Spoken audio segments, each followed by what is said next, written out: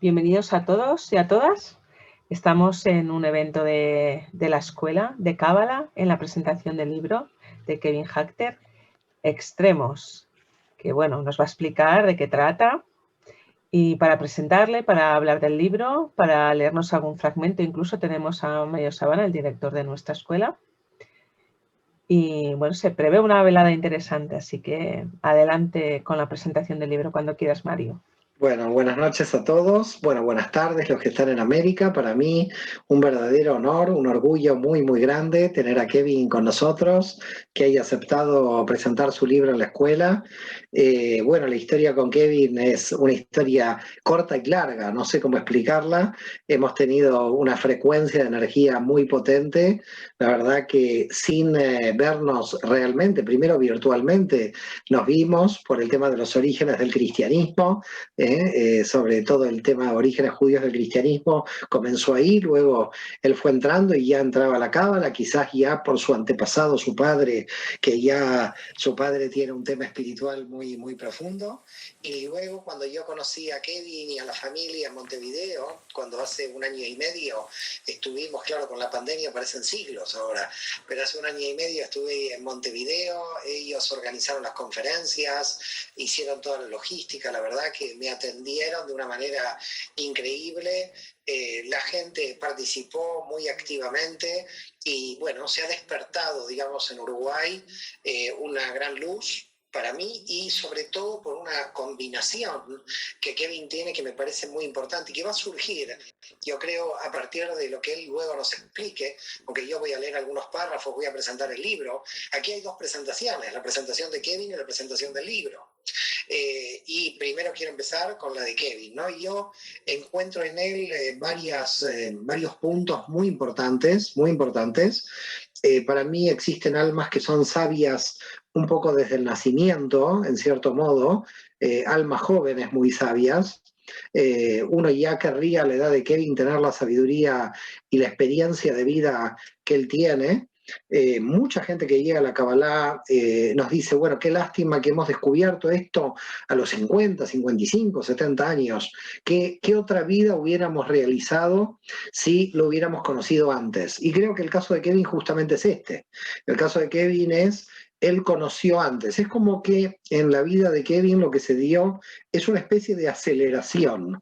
Este joven lo hizo todo en los últimos 10 años. Es como que vivió 100 años, Kevin, en 10 años. Es decir, lo aceleró todo y de alguna manera al acelerarlo todo fue muy rápidamente a los extremos. Por eso el libro justamente se llama Los Extremos. Y es curioso que en el árbol de la vida los extremos son las clipot. Así que si este libro le ponía las clipot era lo mismo. Lo que pasa que no vendía ni uno, ¿no? Poner clipot, ahí quién iba a comprar este libro. Entonces Kevin pone extremos. Y la vida de Kevin es de extremos. Es decir, realmente, ya lo contará él, yo no quiero entrar en temas de la vida privada, pero me parece algo muy importante que desde esos extremos él fue de alguna manera tratando de ajustarse a la línea media del árbol. Es decir, si alguien quiere encontrar en un libro, que para mí es la vida de Kevin hasta aquí, pero seguirá trabajando hacia el pilar del medio, esa fuerza que tienen los extremos, esa seducción que tienen las clipot también, ¿no? Porque las clipot seducen, es decir, los satanes son grandes seductores. Y poder tener la fuerza suficiente para, desde cada extremo del árbol de la vida, el extremo derecho, la extrema izquierda, tratar de ir llegando al pilar del medio, ¿no? Y en todo buscar esa unidad. Kevin tiene algo que cuando decimos Keter está en Malhut, en Cábala lo decimos así rápidamente, tenemos que entender algo que es muy importante, la materia y el espíritu. Y Kevin, que viene de una familia de empresarios, al mismo tiempo viene de una familia de grandes luminarias de la espiritualidad. Y esto de alguna manera marca mucho la tendencia dentro del judaísmo, en la historia global, donde nosotros no hemos tenido una diferencia entre espiritualidad y la materia. Probablemente en la historia los que intentaron esa diferencia fueron los esenios, pero los fariseos entendieron de que la vida real, la vida de la materia, tiene que estar unida a la vida espiritual. Es decir, que no son 2 temas separados. Ni la cuestión sexual está dividida en la espiritualidad, ni la cuestión material está dividida en la espiritualidad, y eso lo vemos claramente en el árbol de la vida. Y en este sentido, Kevin es para mí un modelo de empresario espiritual. que mucha gente puede decir esto es incompatible. Yo creo que no es incompatible. No es incompatible porque lo tenemos aquí en vivo y en directo y él puede explicar esta unidad entre ese deseo de progreso en la materia para sentirse bien, pero que se da cuenta que no está ahí la realidad, de que esto es un instrumento para poder elevarse en el campo espiritual. Pero bueno, este tema que lo cuente él, a mí me gustaría ya entrar en el libro, así que antes de empezar el libro, felicidades Kevin por el libro, la verdad que es un libro que uno no para de leerlo, está muy bien escrito, es como decimos, te engancha, porque tú vas leyendo, porque a mí si en las 10 primeras páginas no me engancha, ya lo dejo ahí. Así que yo no lo leí para esta presentación, yo la verdad que lo he leído porque me he enganchado en el libro, me he enganchado en la secuencia biográfica que tiene y verdaderamente felicidades, porque yo he dicho en algunas otras presentaciones que yo soy muy pudoroso en mi vida privada y aquí de manera muy abierta Kevin muestra muchísimas facetas de su vida privada y eso también le honra. Hay puntos claves, he marcado algunos, creo que el libro empieza ya, los agradecimientos me han gustado mucho, me ha gustado mucho una parte, después voy a ver si llego a la lectura, que tiene que ver en esa unión que él realiza de espiritualidad y materia, de empresa y espiritualidad, con esa función más que de equipo, con el concepto de tribu que él trae, seguramente lo va a explicar, él lo llama la tribu rotunda. Yo pensé que las tribus estaban en África, parece que en Uruguay también apareció una tribu, ¿no? Ahí estaban los charrúas, pero ahora apareció rotunda. Pero bueno, básicamente el concepto de tribu me gustó mucho, quiero que él luego, si tiene ganas, por supuesto, lo elabore, lo trabaja. Y hay partes claves en esta obra que me gustaría compartir con vosotros, ¿no? ¿Cómo era la vida de Kevin? Bueno, cuando tenía, calculo, 20 años, 19 aproximadamente. Y dice, mis días alternaban entre reuniones, café, comida rápida y problemas cotidianos. El crecimiento laboral continuo y hacer todo lo más rápido posible eran mis objetivos centrales. Lo quería todo lo más perfecto y ambicioso posible. El apuro era ya una costumbre normal. Bueno, para España es la prisa, ¿no? El apuro es en América Latina. ¿A dónde iba tan deprisa, tan apurado? ¿A dónde quería llegar?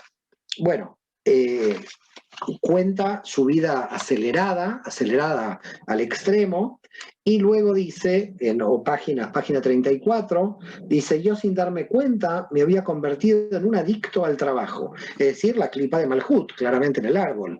El 95% de mis pensamientos y acciones estaban vinculadas con lo laboral. Habría que preguntarle ese 5% a qué cosa estaba vinculada, pero eso es muy privado, no se lo quiero preguntar. Pero dice, el 95% estaba dedicado a la vida laboral y tenía apenas 22 años y llevaba un estilo de vida completamente abocado al trabajo y a la ambición. Y después dice, crecer incesantemente a un ritmo desmesurado en discordancia con el ritmo de la naturaleza, estaba en automático, descuidando partes esenciales de mi ser. No estaba escuchando a mi corazón y a mi niño interior. Prácticamente no estaba sintiendo. Realmente impresionante rápidamente cómo él vive en su propia biografía, lo que nosotros en la Cábala llamamos la clipa de Malhut, claramente. Luego en la página 40 me encuentro con otra clipa. Quiere decir que este hombre pasó por todas las clipot. Me encuentro en la página 40 con otra clipa de Kevin, que es la clipa de la Biná. Dice, solía ser una persona competitiva, perfeccionista, ambiciosa, territorial, controladora. Dije, pero Dios mío, la clipa de la Biná total. No me gustaba que nada escapara de mi control. Y en parte eso explica por qué aumentaba mi preocupación cuando no sabía exactamente qué me estaba pasando, como si él pudiera controlar a Júpiter, ¿no? Un asteroide. Él quería como controlarlo todo, una cosa rara. Estos aspectos no me convertían en un monstruo ni en mala persona. De hecho, son aspectos más comunes de lo que parecen. Así que, clipá de Malhut, clipá de Biná. Y ahora pasamos a la clipá de Biná. Quiere decir, dos desequilibrios que Kevin de alguna manera nos lo comenta y lo analiza, ¿no? En el libro. Una frase que me gustó mucho en la página 69, que el deseo de pertenecer no nos limite al ser. Me gustó muchísimo, el deseo de pertenecer a todo, ¿no? A todo lo que... Y después la clipá probablemente de Tiferet también, o quizás la clipá de Yesod, probablemente la clipá de Yesod por el nivel de identificación y de fanatismo, ¿no? Dice, página 92, en el pasado para mí el fútbol era algo muy importante.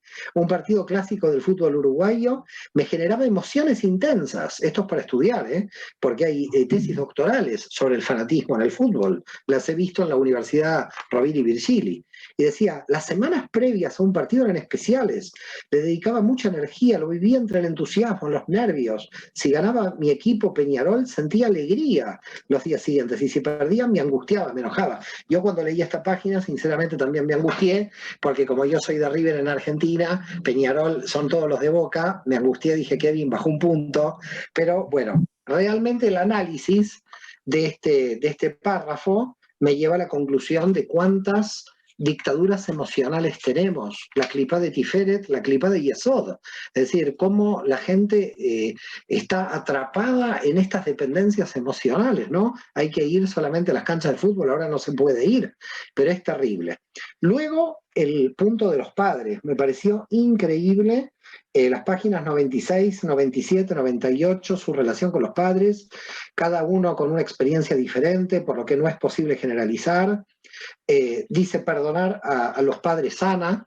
Yo creo que aquí como padre también, y cuando sea Kevin padre, va a decir perdonar a los hijos también sana, pero todavía no es padre Kevin, pero ya lo será. Así que me encantó esta frase, perdonar a los padres sana. Yo le agregaría perdonar a los hijos también sana. Y después dice en la página 97, recomiendo profundizar sobre la relación que tenemos con nuestros padres, analizar qué patrones repetimos, qué cosas no nos gustan, reconocer los miedos, sus miedos y sus virtudes, amarlos, intentar comprenderlos, perdonar sus errores. Me encanta, la verdad que me encanta, como si los padres necesitaríamos el perdón de los errores de la niña, ¿no? Pero bueno. Bueno, en la página 142, el tema del miedo, la función del miedo, las fobias, la ansiedad, a mi modo de ver también entra dentro de la línea de la clipá de la Biná. Y hacia el final, hacia la página 171, cómo él va llegando al punto del sentido de la vida. Por eso digo que esto es un camino, este libro, un camino de evolución espiritual.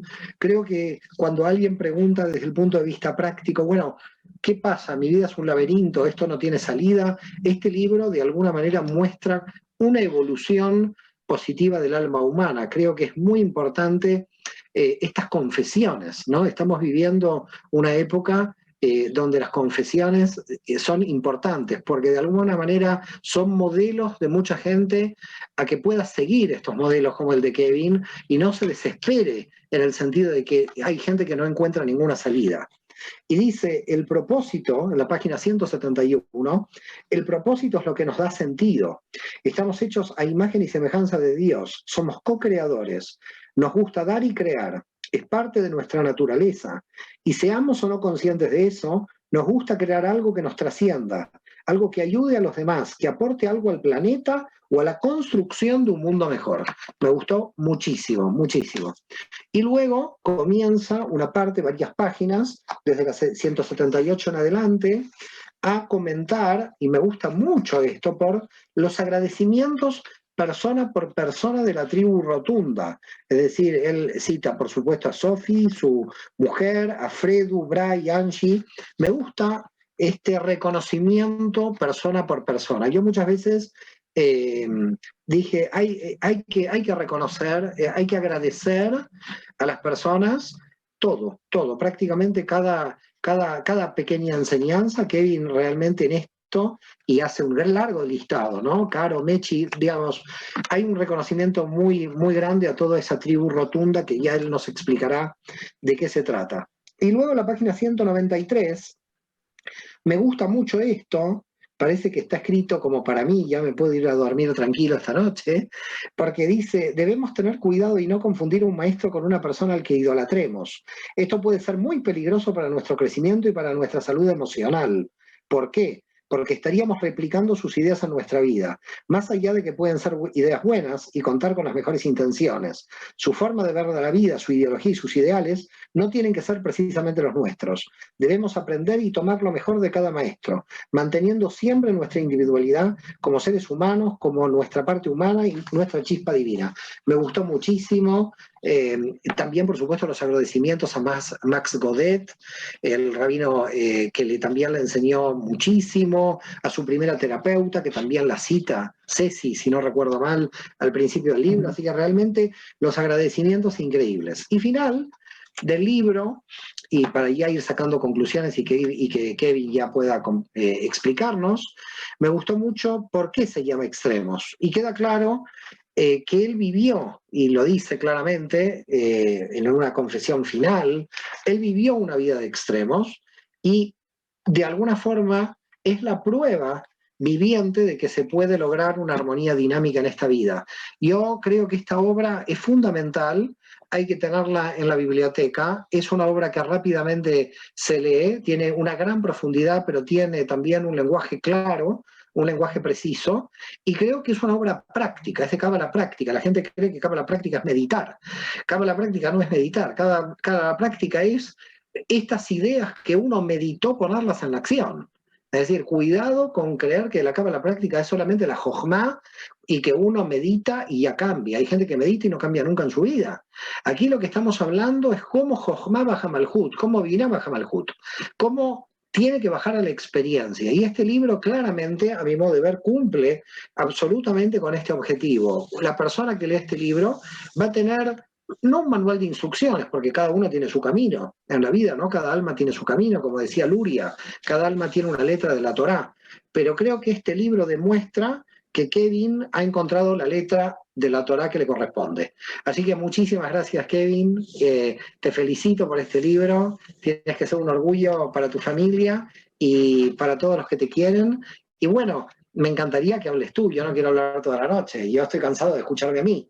Así que me encantaría que nos cuentes un poco lo que quieras, todo el proceso del libro, el contenido, tu vida, y luego las preguntas de la gente que nos escucha. Así que muchísimas felicidades. Muchas gracias, Mario. Buenas noches para todos y buenos días, depende de dónde estarán.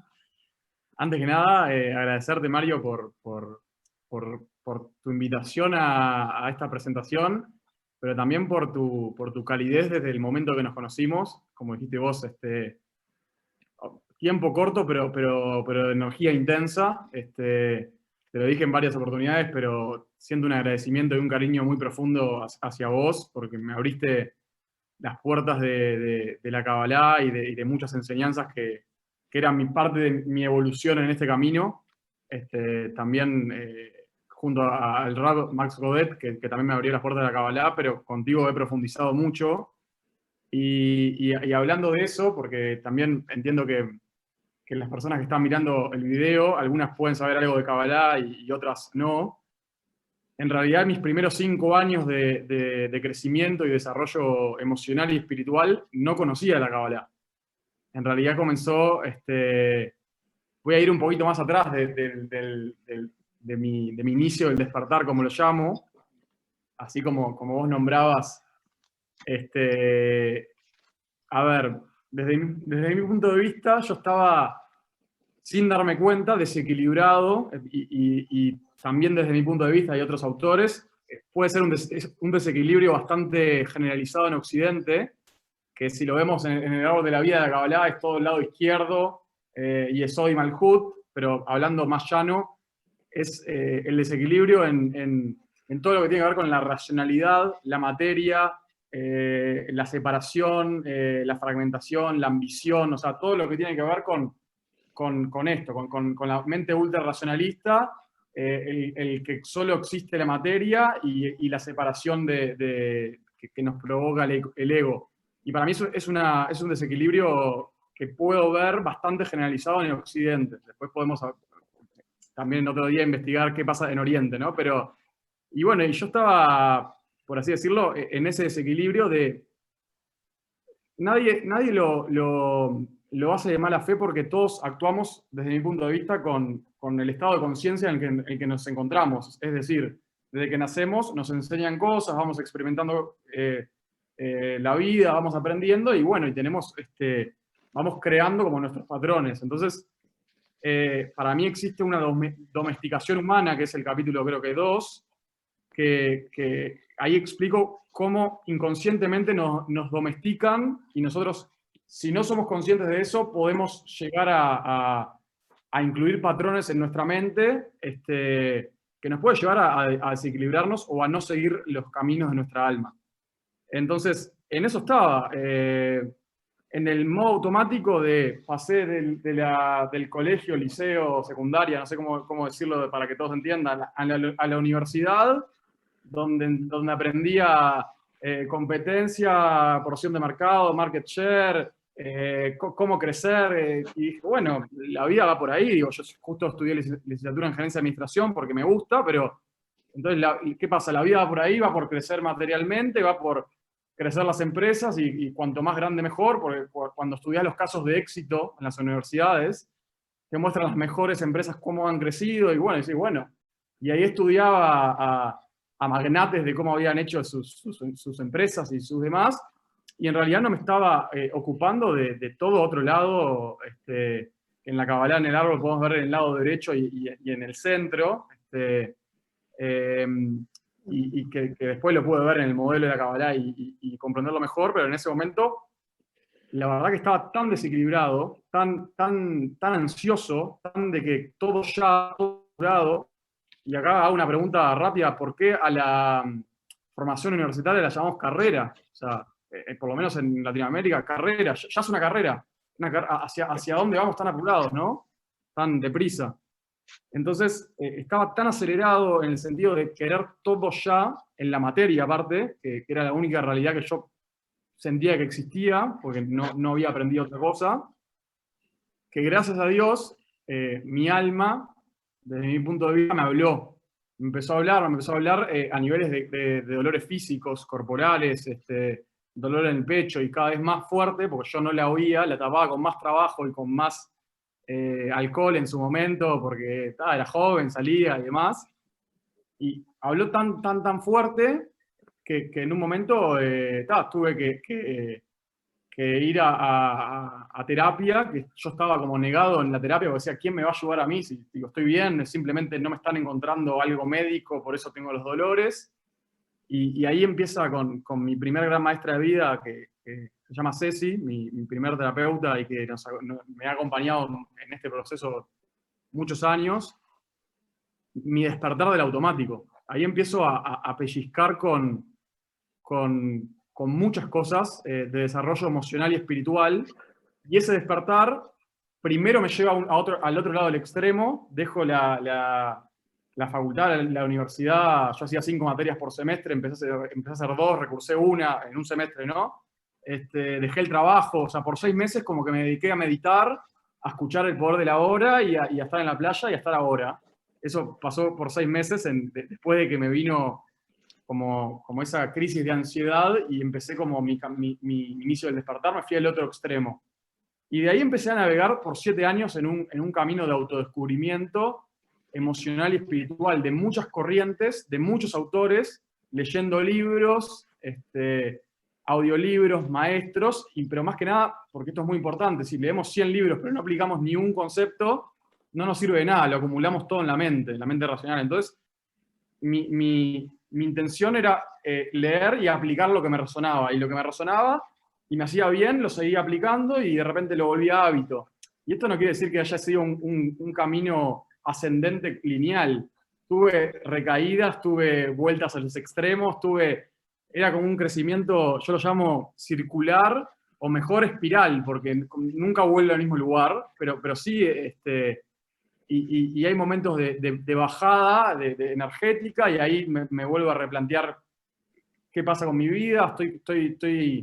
Estoy en el propósito de mi vida, estoy tocando con mi alma. O sea, en estos 7 años he aprendido sobre muchos maestros, muchas medicinas alternativas, por ejemplo, para decir algunas, pero Reiki, reflexología, un montón de cosas que he probado, que también recomiendo algunas no hacer, las que son más agresivas, a no ser que sean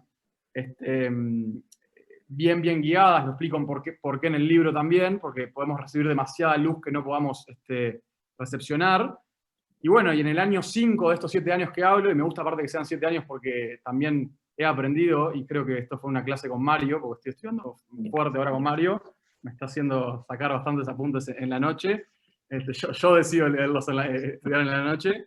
En los primeros 5 años que transité por muchos caminos emocionales y espirituales, en el año 5 me encuentro con el Rav Max Godet, que me hace una introducción a la Kabbalah, y enseguida me encuentro con Mario, que ya me había encontrado, pero empiezo a profundizar con Mario sobre Kabbalah.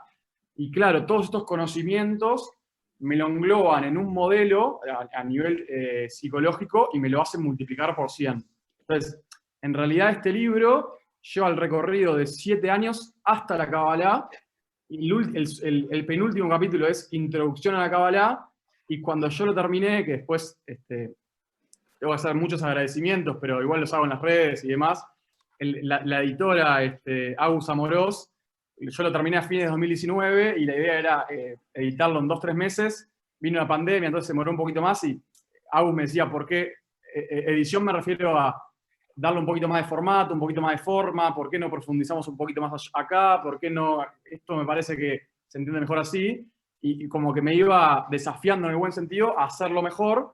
Y claro, de ahí en pandemia, algo que iba a pasar 3 meses, pasó 1 año, y yo cuando veía el capítulo de Kabbalah, en ese año había aprendido un montón, y dije, bueno, si yo me puedo escribir ahora el capítulo de Kabbalah, tengo que escribir un libro entero. Entonces dije, lo voy a dejar para el segundo libro. Segundo libro, Kevin. No podía. Segundo libro, que no sé cómo se va a llamar, Los extremos de la Kabbalah, ¿no? Es decir, entraste a la Kabbalah al extremo también. Pero no, la verdad que muy bien. Hay un punto, hay varios puntos, ¿no? A tratar. El tema de la inmediatez es un tema que no solamente tiene que ver contigo, es con los medios de comunicación que tenemos, ¿no? Es decir, es terrible la inmediatez, que si tú no contestas un WhatsApp hoy, la gente te pregunta, ¿estás enfermo? ¿Qué te ha pasado? Va a tal velocidad todo. Y eso interfiere mucho para poder profundizar muchas veces en una lectura sosegada, porque estamos con muchos inputs permanentemente del exterior. No es que alguien quiera ser antisocial, sino que llega un momento que con tanta cantidad de información que no se puede ya gestionar, esa cantidad de información tampoco se puede gestionar la cantidad de gente que te puede llegar a escribir. Es casi ilimitada, ¿no? Esta capacidad. Entonces la inmediatez se ha vuelto casi un gran mal. Y con respecto al tema que tú decías de los extremos, me hacías reír cuando me dijiste, bueno, que pasaste a no estudiar, a meditar solamente. Entonces yo ahí, en términos de historia judía, dije, bueno, era un saduceo que se hizo esenio, ¿no? Es decir, estaba totalmente en la materia y ahora está totalmente en la espiritualidad. Con lo cual era un tema muy curioso. Pero el tema de Rotunda, cuéntame un poco qué pasa, qué es la tribu, para que la gente se entere, qué pasa en Rotunda, por qué se llama la tribu, qué pasa en esa relación, porque me parece algo muy importante. Es una especie de kibutz empresarial, de alguna forma, lo que tú has planteado, en cierto modo, ¿no? A ver si nos puedes explicar un poco.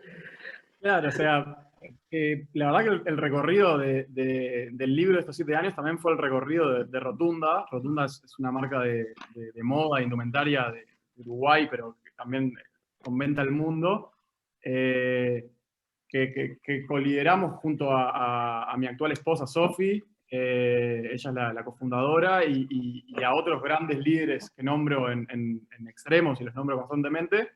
Y claro, empezamos siendo 3, hoy gracias a Dios somos 80 personas, y en el sentido de que Rotunda iba tomando el liderazgo que los líderes íbamos impulsando. Entonces Sofi y yo íbamos haciendo un camino espiritual, cada uno diferente, porque cada camino es único, y le íbamos dando la luz que nosotros creíamos que podía llegar. Entonces creíamos que el concepto tribu, donde cada uno pertenece, donde cada uno puede ser quien es, donde cada uno puede sacar a relucir su mejor luz, era el concepto que más nos llamaba la atención para poder trabajar de ese lugar. O sea, como decías vos, o sea, la materia y la espiritualidad no son contrarias, son complementarias, porque en la materia es donde tenemos que sacar la mejor luz. Entonces, pasamos mucho tiempo en el trabajo y todos somos seres humanos y todos queremos la paz interior y la armonía y la felicidad. Entonces,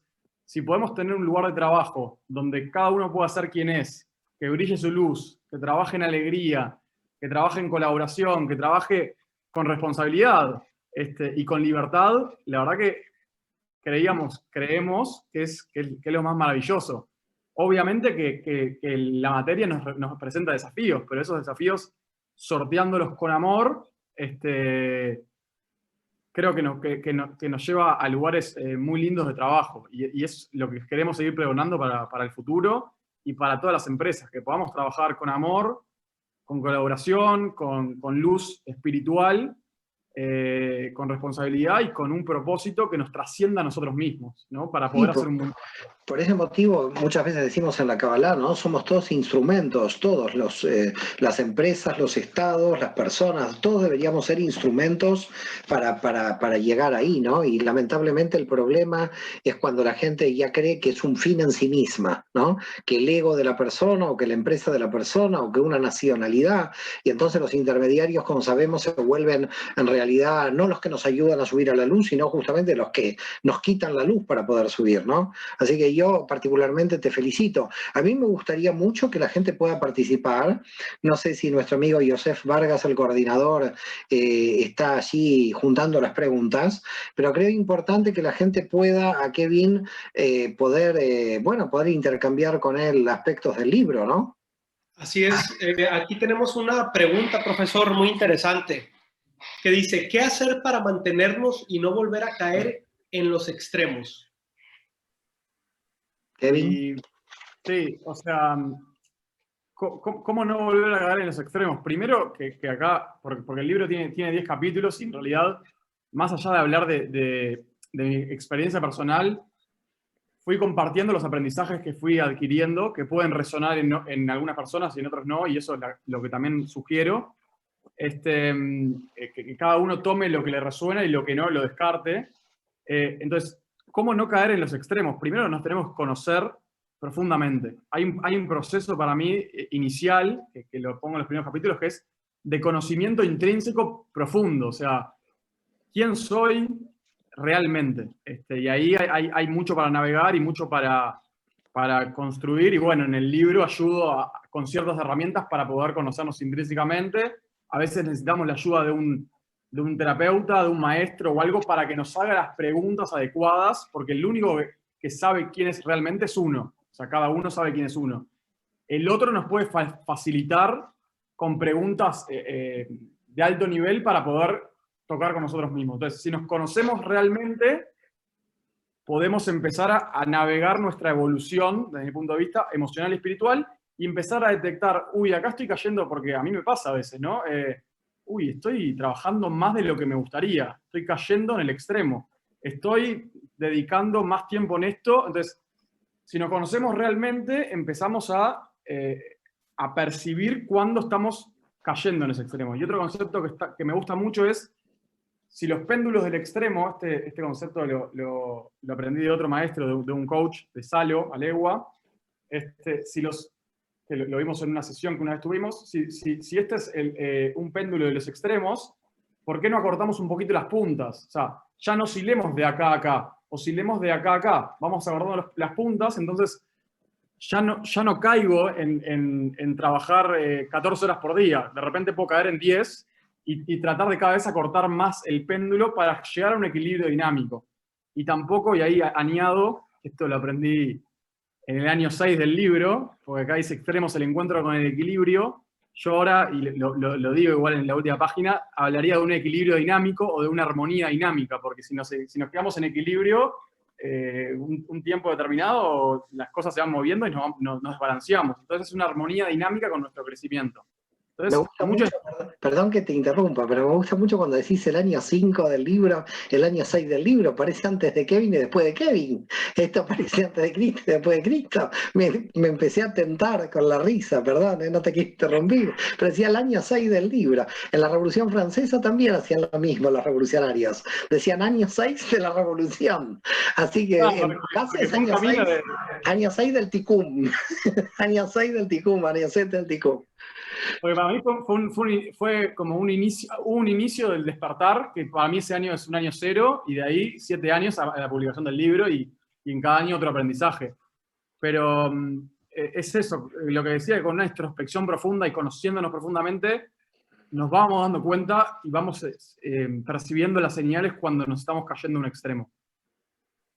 Muy bien, y también aquí me están preguntando que si pueden mostrar el libro.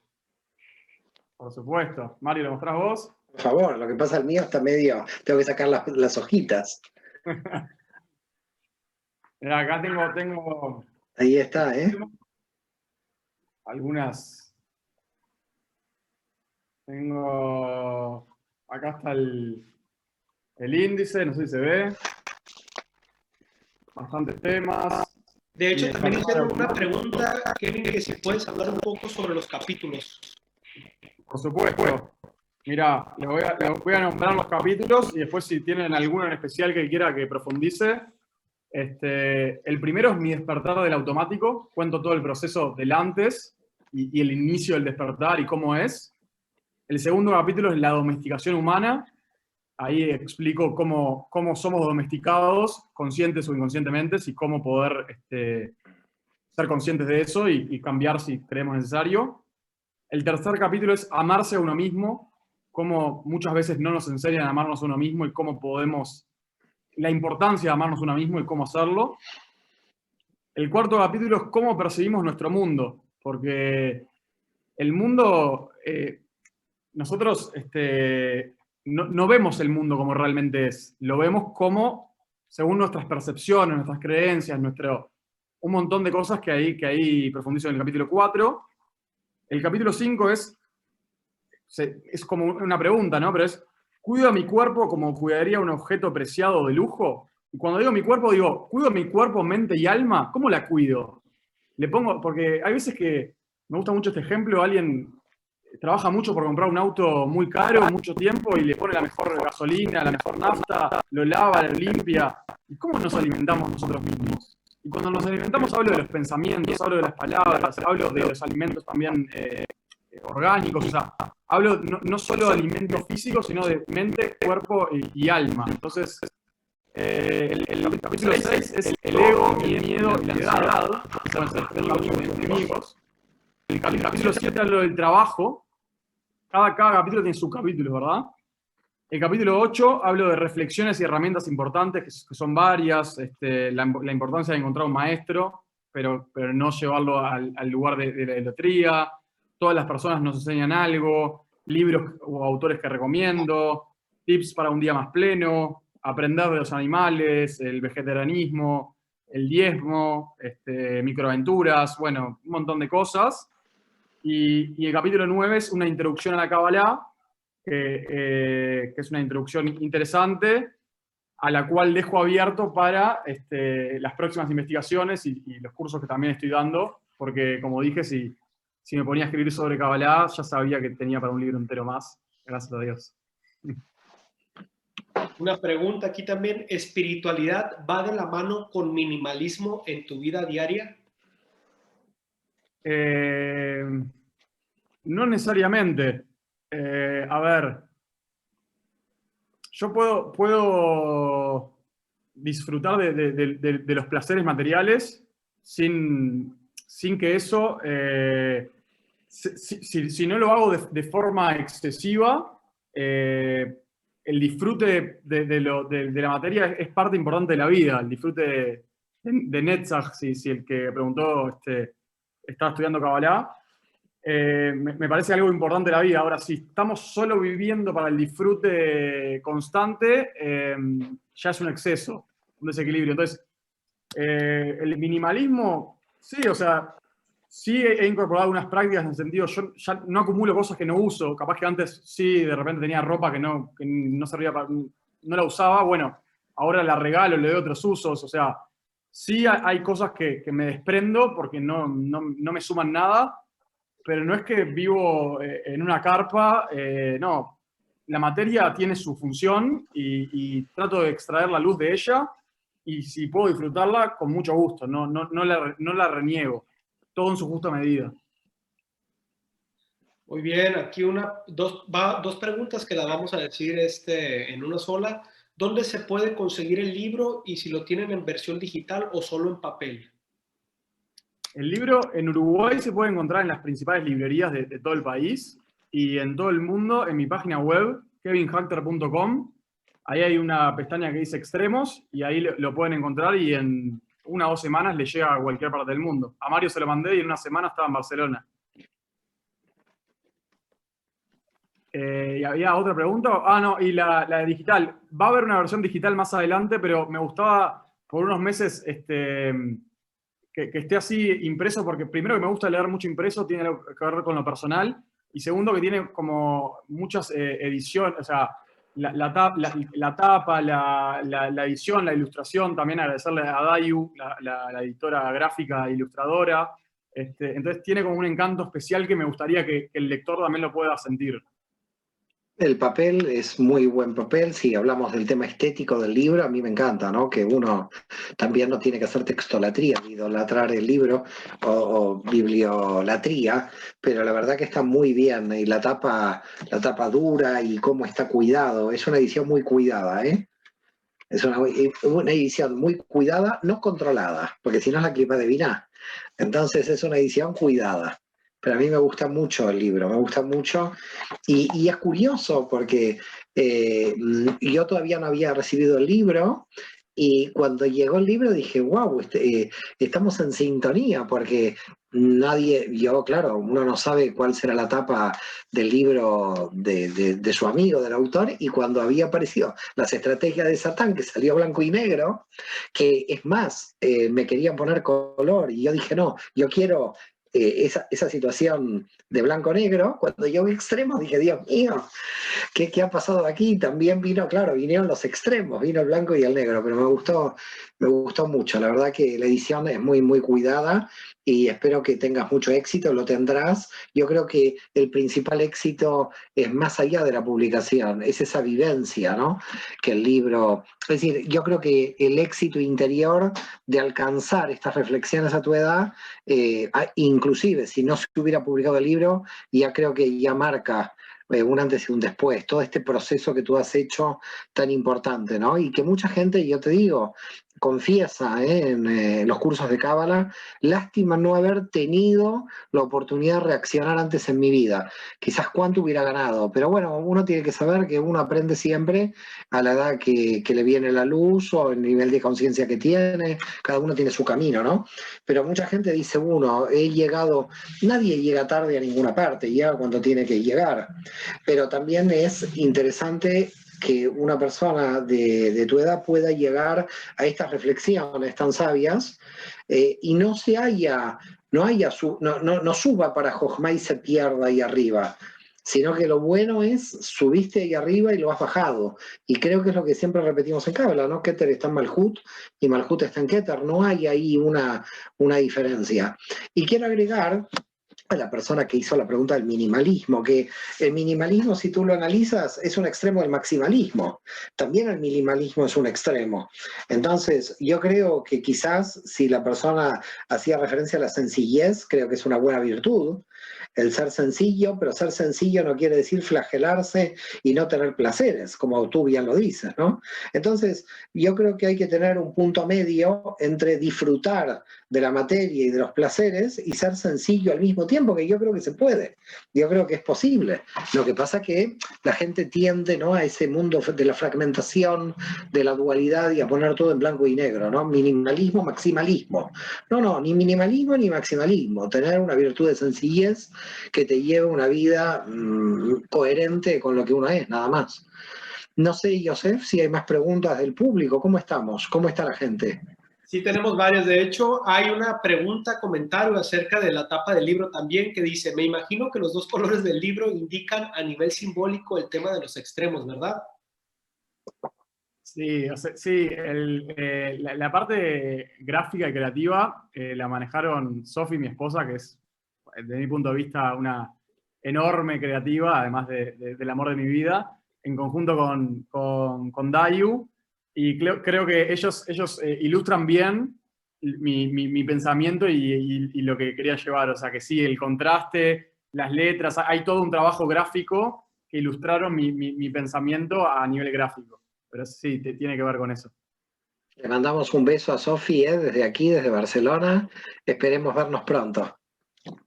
Nos están mirando por ahí, en algún lugar de la casa. Está bien, deben estar ocultos para no molestarte, me parece muy bien. Ahí está la familia apoyando desde lo oculto, desde el sodo, como tiene que ser. Y yo la verdad que muy feliz. No sé, Joseph, ¿cómo estamos? ¿Joseph ha escapado? ¿Se ha escapado nuestro amigo? No, aquí estamos, profesor, los estamos esperando para leerles más preguntas. Vamos con otra. ¿Cómo lograr que su liderazgo se transforme en cultura y lo trascienda? Bueno, ahí tiene que ver mucho con poder transmitir, primero poder aceptar al otro como otro, porque en realidad mis ideas son mis ideas y las ideas del otro son otras ideas. Entonces, dentro de una estructura organizacional hay muchas personas. Mi intención y la intención de Sofi también es transmitir de lo que nosotros creemos lo más conveniente, la luz o la forma a otros líderes de la empresa y delegar y confiar en esos líderes que también van a transmitir su luz a todas las personas de la organización y del entorno. Entonces, creo que hacer un trabajo de desarrollo emocional y espiritual, sea cual fuera, en una organización, en una empresa, puede ser algo muy productivo a nivel productivo, no a nivel solo material, sino a nivel de desarrollo humano. Nosotros con Rotunda y con Tribu hablamos de un trabajo de cuádruple impacto. Las empresas de más tendencia a nivel mundial hablan de triple impacto. Impacto, o sea, antes hablaban solo de impacto económico, ¿no? Maximizar la rentabilidad de una empresa. Ahora las empresas de triple impacto, que es como las tendencias mundiales, hablan de impacto económico, impacto social e impacto ambiental positivo. Nosotros le incluimos el cuarto impacto, es el impacto espiritual, porque creemos que el impacto espiritual es el que va como la raíz de todos los demás impactos. Sin un impacto espiritual, lo demás es por mandato, se va a terminar cayendo. Entonces, si nosotros, como dijimos al principio, desde adentro, con un trabajo de introspección, podemos hacer ese ticún personal, esa transformación personal, podemos transmitir esa luz y que cada uno haga su transformación personal y hacemos una transformación colectiva. Entonces, creo que para una organización es compartir desde tu propia luz y que los líderes también compartan su luz y hacer un trabajo emocional conjunto. También quiero agregar algo muy importante, quizás no lo saben los que nos están oyendo, que cuando apareció la crisis y la pandemia, hubo un cambio muy drástico y empezaron con la fabricación de barbijos, tapabocas, mascarillas, de acuerdo a cada país, cómo se llamen, ¿no? Y creo que cambió la producción para poder ayudar a Uruguay, ¿no? A tener esta... Y eso fue muy bueno, lo hemos visto y no sé, si nos quieres contar algo de esto, creo que fue una acción social importante. Sí, o sea, dentro del marco de estos cuatro impactos que hablamos, el económico, el social, el ambiental y el espiritual, estamos tomando acciones concretas a corto, mediano y largo plazo. Después, obviamente, en otra conferencia podemos profundizar más, pero bueno, esta que comentaba Mario, en pandemia nos reconvertimos momentáneamente. Hicimos también con la donación de muchas empresas, fue un país, la verdad, muy solidario, y estaría muy bueno que el mundo sea solidario en sí mismo, dejar de haber tantos límites, tantas barreras, tantos países y que seamos más unidad, pero gracias a la donación de muchas empresas pudimos hacer más de 2 millones de tapabocas, barbijos en Uruguay, y eso tuvo un impacto social porque la gente estaba trabajando de sus casas, un impacto para los médicos, un impacto económico también para personas que estaban en desempleo y demás. Entonces, eso, tratar desde sacarle luz a la materia en todo sentido. Una pregunta que va con el tema. ¿Tribu es una construcción cultural organizacional desde la óptica de la Kabbalah? El concepto de tribu, la verdad que lo leí una vez. La verdad que a mí me gusta leer mucho en un libro que realmente no recuerdo, de liderazgo. Era un libro de un americano. Y bueno, me gustó mucho el concepto en sí. Después lo empezamos a aplicar nosotros en la organización y lo empezamos a moldar. En su momento no lo he obtenido de la Kabbalah. Seguramente Mario sepa si el concepto tribu... No lo conozco, en la Kabbalah no lo conozco, pero de todas maneras queda claro lo que están haciendo, ¿no? Porque es algo muy transversal. Eso es muy interesante, ¿no? Es decir, que en un punto el amarás a tu prójimo como a ti mismo carece de jerarquías. Siempre una organización tiene que tener jerarquías, claramente, pero cuando estás hablando de la dimensión espiritual, donde estás tratando de ver como cada uno, lo que tú dices, qué luz aporta, y como también tú dices, y esto es muy importante, pasamos muchas horas en nuestros trabajos. ¿Y cómo es posible que la parte espiritual estaba encerrada en sinagogas, iglesias y mezquitas, solamente para ir a orar y después volver al trabajo o a la familia?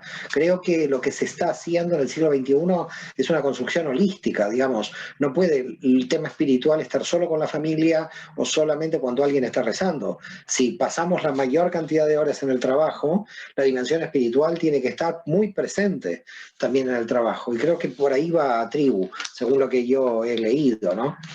Me parece que y cada interacción en sí misma es espiritual, porque si vos en una conversación, en una reunión, empezás con el otro, en un cómo estás en general, cómo está tu vida, cómo está tu familia, 10, 15 minutos de cómo estás, y intercambiar, y después hablamos del trabajo per se, eso también es espiritual, es el amarás a tu prójimo como a ti mismo. Entonces, hablamos de cosas más macro, de proyectos más a largo plazo, como proyectos ambientales que están publicados y demás, pero también lo espiritual está en lo cotidiano, en el día a día, en cada interacción, en cada aprendizaje, en que sabemos que podemos aprender. O sea, que cada uno tiene su rol porque tiene sus virtudes y sus preparaciones para ese rol, pero que ninguno es más que nadie, a nivel espiritual, ninguno es más que nadie, y de todos podemos aprender. Entonces, si de todos podemos aprender, no solo en la organización, en el mundo, o sea, nadie es más que nadie. Y desde ese lugar tenemos un aprendizaje continuo todo el tiempo. Nos abrimos la mente mucho más, y eso, desde mi punto de vista, es también muy espiritual. Vamos con otra. ¿Cuál sería el primer paso para empezar a estudiar Kabbalah? Me imagino que es una pregunta desde tu experiencia para responder. El primer paso para empezar a estudiar Kabbalah. Mirá, yo si hubiera sabido, porque no descubrí los cursos iniciales de Mario hasta que ya empecé a estudiar, o sea, es bastante, cuando empezás a estudiar Kabbalah, desde mi punto de vista, es o agarrás lecturas muy complejas o agarrás lecturas demasiado simplistas que no entran en la esencia. Entonces, a mí personalmente me costó entrar en la Kabbalah. Justo coincidí con un rabino que no siempre enseña en Kabbalah, entonces me enseñó las primeras bases y después empecé a estudiar en los libros de Mario, la verdad, agarrando los libros, subrayando, haciendo diagramas, haciendo gráficos, hasta que encontré un nivel que ya podía empezar a leer otros libros. Pero después descubrí que en la escuela de Kabbalah de Mario había cursos iniciales, y dije, uy, si hubiera sabido este curso del árbol de la vida, no tenía que haberme roto la cabeza con los libros, metiéndole. Entonces, mi recomendación es iniciar, en la escuela de Mario hay todo un programa, desde el inicial hasta intermedio y avanzado, y para mí es un programa espectacular, porque aparte el inicial tiene unos aspectos, pero después también se te abre a tus gustos, porque la Kabbalah es tan amplia O sea, podés ver un poquito de cosmogonía, aplicado a la psicología, podés ver todo el abanico que abarca la Kabbalah. Entonces, la verdad, si tuviera que dar una recomendación es, no porque esté con Mario al lado, pero de verdad, la escuela de Mario es muy completa y va desde el nivel inicial hasta el nivel que uno quiera seguir. Capaz que Mario podés... No, bueno, este es el efecto de la distorsión de la realidad. El cariño, Nachman de Bratslav dice, el amor distorsiona el orden general de la conducta. A mí cuando alguien me dice que me recomendaría, vaya a cualquier otro maestro, no venga conmigo, yo soy el anti-marketing, porque Lina siempre me persigue. Entonces, en vez de hacer marketing, ¿qué haces? No, te vaya todos primero y no venga. Y no, bueno, cada uno tiene su camino. Hay gente que entra al movimiento de la Kabbalah a través de los libros de Berg, que todo ese movimiento fue muy grande en su momento. Hay gente que entra por las meditaciones muy potentes de Goslan, desde Madrid. Hay muchísima gente que no sabemos cómo va entrando. Cada uno tiene una entrada. Javier Wolkoff, muy potente, ¿no? Todo el tema de coaching, Kabbalah y todas las explicaciones del Zohar. Hay muchísimos muy buenos maestros, Madirolas, Ruth Berkovich también en meditación.